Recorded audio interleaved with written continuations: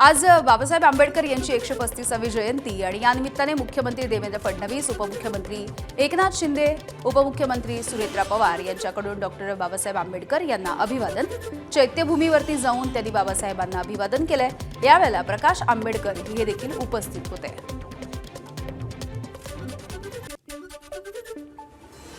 Parli railway station परिसरामधील doctor Babasaheb आंबेडकरांच्या पुतळ्याला धनंजय मुंडे यांनी अभिवादन केलं. बाबासाहेबांच्या पुतळ्याला पुष्पहार अर्पण करत भीम बांधवांना त्यांनी शुभेच्छा दिल्या.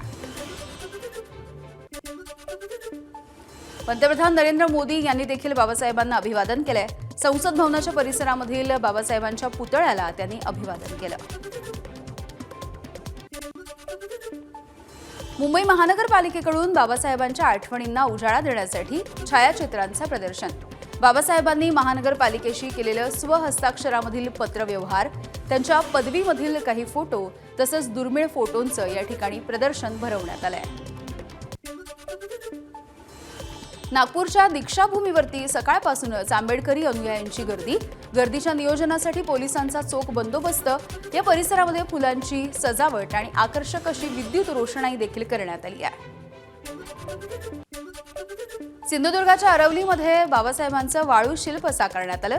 वाळू शिल्पकार रविराज चिपकर यांनी 3 तासांच्या अथक परिश्रमानंतर हे वाळू शिल्प साकारलंय. जळगाव शहरामध्ये बाबासाहेब आंबेडकर यांचं संविधानातील कलमांच्या आधारे चित्र साकारण्यात आलं. डॉक्टर दिनेश गुप्ता, आनंदश्री यांच्याकडून बाबासाहेबांच्या 135व्या जयंतीच्या निमित्तानं ही अनोखी अशी चित्रकृती सादर. डॉक्टर बाबासाहेब आंबेडकर यांच्या जयंतीच्या निमित्तानं सावित्रीबाई फुले आदिवासी विद्यालय कवडा इथल्या विद्यार्थ्यांचा उपक्रम. विद्यार्थ्यांनी रांगोळी साकारली आहे आणि या रांगोळीच्या माध्यमातून शिक्षणाचं महत्त्व त्यांनी अधोरेखित केलं आहे. रत्नागिरीच्या देवरुख गावामध्ये समुद्रामधल्या वाळूचा वापर करून साकारली बाबासाहेब आंबेडकर यांची प्रतिकृती. चित्रकार विलास रहाटे यांच्याकडून फक्त 2 तासामध्ये ही चित्रकृती साकारण्यात आली. डॉक्टर बाबासाहेब आंबेडकर यांच्या जयंतीच्या निमित्तानं पुण्यामध्ये एकता मिसळ तयार करण्यात आली आहे. पुणे स्टेशन परिसरामधल्या स्मारकाच्या जवळ हा उपक्रम. पुण्यामधील लोकसेवा प्रतिष्ठान आणि महापुरुष अभिवादन कृती समितीकडून तब्बल 10,000 किलो मिसळ तयार झाली आहे. एबीपी माझा, उघडा डोळे बघा नीट.